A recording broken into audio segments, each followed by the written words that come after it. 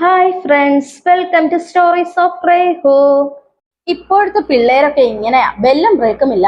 അശ്രദ്ധമായി പാട്ട് കേട്ട് വന്ന ഒരു സ്കൂട്ടർകാരനെ ഇടിക്കാതിരിക്കാൻ കാർ വെട്ടിച്ചെടുത്ത് മരത്തിൽ പോയി ഇടിച്ചതിന്റെ പരിഭവം സേതുവിൽ നിന്നുണ്ടായതും ഗായത്രി തന്റെ ചിന്തയിൽ നിന്ന് ഉണർന്നു.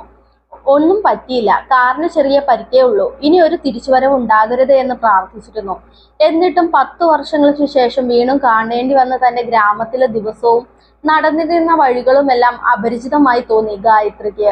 അപ്രതീക്ഷിതമായിരുന്നു ജോലി സ്ഥലത്തേക്ക് ഓപ്പോളുടെ വിളിയെത്തിയത്.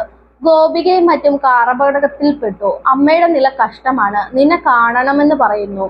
വിരോധമില്ലെങ്കിൽ തന്നെ എങ്ങനെ തേടി പിടിച്ചു എന്നറിയില്ല. സേതുവേട്ടനോട് പറഞ്ഞപ്പോഴേ സമ്മതം പറഞ്ഞു. അമ്മയ്ക്ക് അങ്ങനെ ആഗ്രഹമുണ്ടെങ്കിൽ പോകണം. ചാത്തോത്തുമുക്കിൽ അച്ഛൻ നടത്തിയിരുന്ന പലചരക്ക് കടയിൽ നിന്നുള്ള ചുരുങ്ങിയ വരുമാനത്തിൽ ജീവിച്ചിരുന്ന അച്ഛനും അമ്മയും ഞങ്ങൾ 3 പെൺകുട്ടികളും അടങ്ങിയ കുടുംബം. ഞങ്ങൾ എന്ന് പറഞ്ഞാൽ ഓപ്പോൾ, ഗീത, ഞാൻ ഗായത്രി, പിന്നെ എനിക്ക് ഇളയവൾ ഗോപിക, എന്റെ മനസാക്ഷി സൂക്ഷിപ്പുകാരി. പെൺകുട്ടികൾ മാത്രം വളർന്ന വീട്ടിൽ എന്തു സഹായത്തിനും അമ്മായിയുടെ മകനായ ഗോപേട്ടനും ഉണ്ടായിരുന്നു. ഇടയ്ക്കെപ്പോഴോ അച്ഛനും അമ്മായിയും പറഞ്ഞു വെച്ചിരുന്നു ഗോപൻ ഗായത്രിക്കുള്ളതാണെന്ന്. എന്റെ പ്രീ ഡിഗ്രി കാലത്ത് അച്ഛന്റെ മരണം. റോഡിനപ്പുറമുള്ള തന്റെ ഉറ്റ തോഴനായ ജോസഫേട്ടന്റെ കടയിൽ പോയതാണ്. കാറിന്റെ രൂപത്തിൽ വന്ന മരണത്തോടൊപ്പം അച്ഛൻ പോയി. എന്റെ സങ്കടത്തിന്റെ തുടക്കം. കട നിർത്തേണ്ടി വന്നു. കടയ്ക്ക് വേണ്ടി വീടും സ്ഥലവും അച്ഛൻ മുന്നേ പണയം വെച്ചിരുന്ന കാര്യം അറിഞ്ഞത് ഒരാഘാതമായി. ജോസഫേട്ടന്റെയും മറ്റു പലരുടെയും സഹായത്തോടെ ഞാൻ TTCക്ക് ചേർന്നു. കുടുംബത്തെ താങ്ങാൻ ഒരു ജോലി, അത് അത്യാവശ്യമായിരുന്നു. പഠനം തീർന്നപ്പോഴേ ദേവസ്വമക സ്കൂളിൽ എനിക്ക് ജോലിയായി. ബിരുദമൊക്കെ കഴിഞ്ഞിട്ടും ജോലിയൊന്നും ആവാതെ നിരാശനായിരുന്ന ഗോപേട്ടനെ ഞാൻ നിർബന്ധിച്ച് കമ്പ്യൂട്ടർ പഠിക്കാൻ അയച്ചു. 10ലെ പഠിത്തം അവസാനിപ്പിച്ച ഓപ്പോൾ, സ്കൂളിൽ പഠിച്ചുകൊണ്ടിരിക്കുന്ന ഗോപിക, അമ്മയുടെ ചികിത്സ, ഗോപേട്ടന്റെ പഠിപ്പ്, വീട്ടിന്റെ ലോൺ, ഇതിനെല്ലാമായി എന്റെ വരുമാനം വീതം വെക്കപ്പെട്ടു. എന്റെ കഷ്ടപ്പാട് കണ്ടറിഞ്ഞ ജോസഫേട്ടനാണ് അദ്ദേഹത്തിന്റെ കടയുടെ ചായ്പ് എനിക്കൊരു ട്യൂഷൻ സെന്റർ തുടങ്ങാൻ പ്രോത്സാഹിപ്പിച്ചത്. കുട്ടികൾ ഏറി വന്നപ്പോൾ രാവിലെയും വൈകിട്ടുമായി അത് പതിയെ പച്ച പിടിച്ചു. ഏറെ കഷ്ടപ്പെട്ടെങ്കിലും കാര്യങ്ങളൊക്കെ നേരെയാവുന്നത് ഓർത്ത് ആശ്വസിച്ചിരുന്നു. ഓപ്പോളുടെ കല്യാണം ലോണും കടവും ഒക്കെയായി നടത്തി. പഠനത്തിനിടയ്ക്കൊക്കെ വന്നു പോയിരുന്ന ഗോപേട്ടനായിരുന്നു ഏറ്റവും വലിയ ആശ്വാസം. കുഞ്ഞാലി മാഷിന്റെ തെങ്ങിൻ തോപ്പിനടുത്തുള്ള ഇടത്തോടിൽ പടവിൽ അദ്ദേഹത്തിന്റെ നെഞ്ചിന്റെ തണലിൽ ഒരുപാട് നേരം ഇരിക്കും, ചിരിക്കും, കരയും, കുറച്ചൊക്കെ അഭിമാനത്തോടെ എന്റെ നേട്ടങ്ങളുടെ കഥ പങ്കുവെക്കും.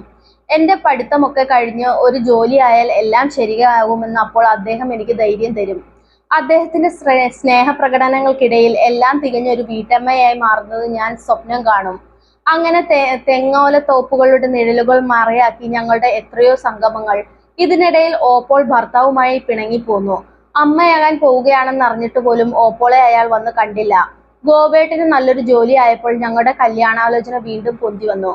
അനുജത്തി ഗോപികയുടെ കല്യാണം ആദ്യം നടക്കട്ടെ എന്ന് ഗോപേട്ടനോട് ഞാൻ സ്നേഹത്തോടെ വാശി പിടിച്ചു. ഗോപേട്ടനും എതിർത്തില്ല.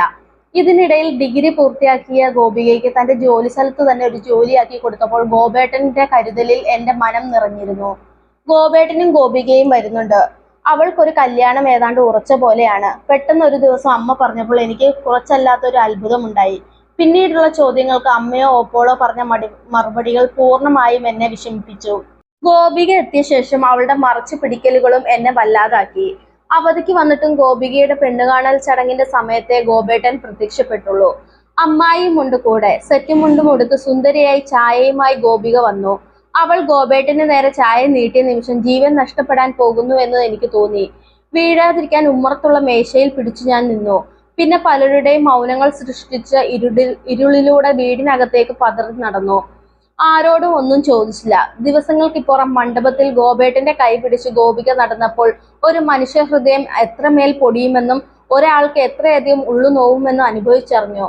ആ രാത്രി വീട് വിട്ടു. ഇനി ഇത് എന്റെ അല്ല. എന്റെ കഥയെല്ലാം അറിയാവുന്ന ഒരു കൂട്ടുകാരി അടുത്തുള്ള ഒരു സ്കൂളിൽ തന്നെ ജോലി തരപ്പെടുത്തി. അവിടെ വെച്ചാണ് സേതുവേട്ടനെ പരിചയപ്പെട്ടത്. വീടെത്തിയിരിക്കണു, സേതു കാർ നിർത്തി പറഞ്ഞു. ഓർമ്മകൾ അവിടെ മുറിഞ്ഞു. ഉറപ്പില്ലാത്ത കാലടിയോടെ ഉമ്മറത്തേക്ക് കയറിയതും ഗായു എന്ന് അമ്മ കരഞ്ഞത് കേട്ടു. അമ്മയ്ക്കരികിലിരിക്കുന്ന ഞാൻ അവരുടെ കണ്ണുകൾ തുടയ്ക്കവേ മറ്റൊരു മുറിയിൽ നിന്ന് ഒരു തേങ്ങിക്കരച്ചിൽ എന്റെ നേർക്ക് വന്നു. ഗോപിക. അവിടേക്ക് നടക്കുമ്പോൾ ഹൃദയം നൊന്തു പൊട്ടുന്നത് എനിക്ക് മനസ്സിലാവുന്നുണ്ട്. എന്നെ കണ്ടതും എന്റെ കാലിൽ കെട്ടിപ്പിടിച്ച് അലമുറ ഇടുന്നത് പോലെ കരഞ്ഞു. 2 കാലുകളും നഷ്ടപ്പെട്ട് ദേഹമാകെ ഒടിവുകളും ചതവുകളുമായി കട്ടിലിൽ ഒരു ജീവശലം പോലെ ഗോപേട്ടൻ കിടക്കുന്നതും ഞാൻ കാണുന്നു. കരച്ചിലിനിടയിലൂടെ ഗോപിക വിളിച്ചു പറയാൻ തുടങ്ങി. അതെ, ചില മൗനങ്ങളിൽ ഒളിഞ്ഞിരിക്കുന്ന വാക്കുകൾ കാലം എനിക്കായി വെളിപ്പെടുത്തുന്നു. ഗായേച്ചി മാപ്പ്. ഗോപിക നിലവിളിക്കുന്നത് പോലെ ഒച്ചയിട്ടു. ജോസഫേട്ടനും ഗായേച്ചിയും തമ്മിൽ അരുതാത്ത ബന്ധമുണ്ടെന്ന് ഞാൻ വിശ്വസിപ്പിച്ചത് കൊണ്ടാണ് ഗോപേട്ടൻ എന്റേതായത്. കള്ളത്തെളിവുകളും എന്റെ നുണകളും എല്ലാവരും വിശ്വസിച്ചു. ഇല്ലാത്ത കളം മെനഞ്ഞു ഗോപേട്ടനെ എന്റെ സ്വന്തമാക്കിയപ്പോൾ ചേച്ചിയെ ഞാൻ ഓർത്ത പോലുമില്ല. ഗായേച്ചി തന്നെ വളർത്തിയ കുടുംബം ചേച്ചിയെ കൈവിട്ടപ്പോൾ തളർന്നുപോയ ചേച്ചിയെ ഞാൻ തിരിഞ്ഞു നോക്കിയില്ല. ദൈവം എന്നെ ശിക്ഷിച്ചു. എന്നെ വെറുക്കല്ലേ ചേച്ചി. ഗോപിക എനിക്ക് നേരെ കൈ കൂപ്പി കരഞ്ഞു.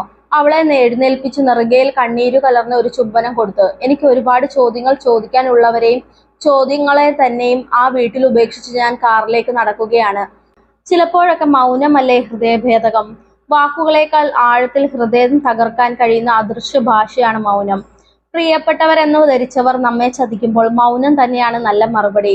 മൗനമാണ് അവർക്കുള്ള വലിയ ശിക്ഷ.